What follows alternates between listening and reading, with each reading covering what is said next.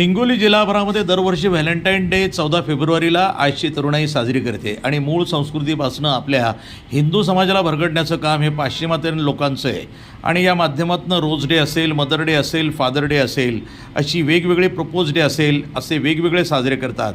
हे असे डे आपण साजरे करू नये असं विश्व हिंदू परिषद आणि बजरंग दलाकडनं आम्ही तरुणाईला आवाहन करत आहोत.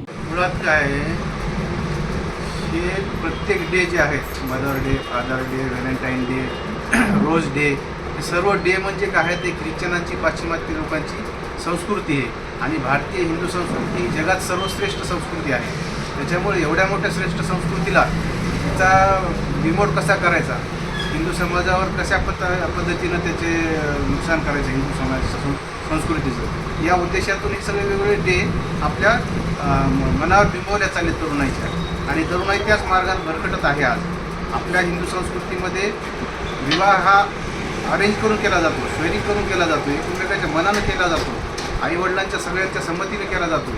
आणि ह्या डेच्या नावाखाली मुलं मुली आज तरुण एकमेकांना आकर्षित होऊन त्या ठिकाणी प्रपोज करून त्यांना एकमेक प्रेमाच्या जाळ्यात पडायले. आणि त्यांनी नंतर जे लव्ह मॅरेज लग्न व्हायला लागले, त्या लग्नाचे दुष्परिणाम नंतर त्यांच्या आयुष्यावर व्हायला लागले आणि नंतर हे विभक्त व्हायला लागले. म्हणून आज हिंदू संस्कृतीनुसार आपला मातृपितृ दिवस साजरा करणे ही पद्धत आहे आपली.